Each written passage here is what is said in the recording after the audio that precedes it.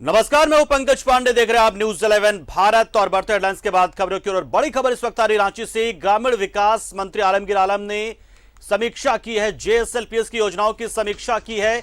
कई योजनाओं में असंतुष्ट नजर आए हैं विभागीय मंत्री ने दिए अधिकारियों को दिशा निर्देश। सिर्फ उपलब्धि गिनाने से काम नहीं चलने की कही बात, योजनाओं को धरातल पर उतारने की भी कही बात।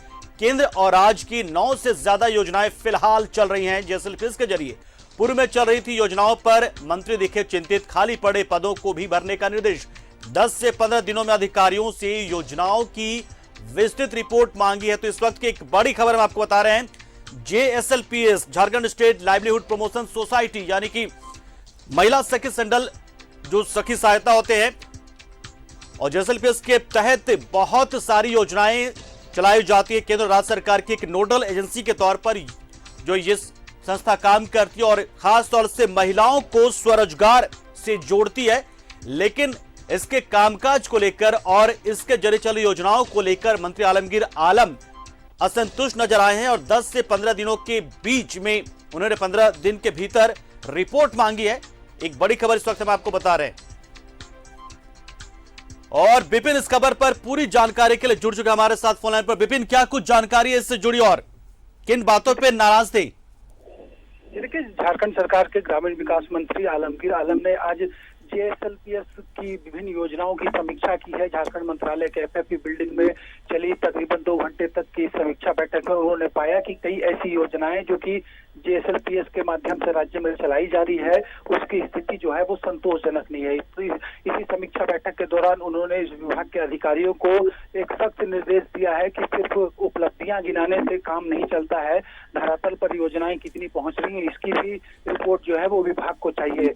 कि उन्होंने जिन बातों का जिक्र किया है कि केंद्र और राज्य को मिलाकर तकरीबन 9 से ज्यादा योजनाएं जेएसएलपीएस के माध्यम से झारखंड में चलाई जा रही है, लेकिन कई योजनाएं ऐसी है जिसका सीधा लाभ जो है लाभुकों तक नहीं पहुंच पा रहा है। तो उन्होंने स्पष्ट निर्देश दिया है अधिकारियों को कि पूरी विस्तृत रिपोर्ट जो है वो 10 से 15 दिनों के अंदर विभाग को दे, ताकि योजनाओं की दोबारा समीक्षा करने के बाद विभाग इस बात तक पहुंचेगा कि इन योजनाओं को आगे बढ़ाना है या नहीं बढ़ाना है। क्योंकि कई ऐसी योजनाएं हैं इसका उद्देश्य जिस कार्यों के लिए था, और खास करके उन्होंने बताया कि जिस तरह से कुछ योजनाएं जो 2016 से 2017 और 2018 से राज्य में चालू है, लेकिन अब तक उसमें कोई बहुत ज्यादा सफलता स्टेट को नहीं मिल पाया है। ये जरूर है कि जेएसएलपीएस की कुछ योजनाओं के माध्यम से कई महत्वपूर्ण कार्य इस कोविड काल में भी किए गए हैं। इस सोसाइटी ने कई जगह पर बेहतरीन काम भी किया, लेकिन कुछ अधिकारियों पर नाराजगी थी और इसी बात पर उन्होंने अपनी नाराजगी भरी बैठक में भी जाहिर की है। ग्रामीण विकास मंत्री का स्पष्ट कहना है कि हमारी सरकार का एक उद्देश्य के साथ काम करने का लक्ष्य है और लक्ष्य में कोताही कहीं से बढ़ती नहीं जाएगी। और उन्होंने साथ ही साथ ये भी कहा है कि जेएसएलपीएस में जो तकरीबन 600 पद रिक्त पड़े हैं, जो इन्हीं वजह से लोग अपनी नौकरी छोड़कर जा चुके हैं, तो ऐसे पदों को भी तत्काल भरने से युवाओं को रोजगार देने में विभाग जो है वो सफल हो पाएगा। तो इसको लेकर भी रिपोर्ट उन्होंने तैयार करने को कहा है कि रिक्त पड़े 600 पदों में किस तरह से युवाओं को फिर से वहां पर मौका दिया जा सके, ताकि विभाग जो है और तेजी से अपनी योजनाओं को सफलतापूर्वक पूरा कर पाए।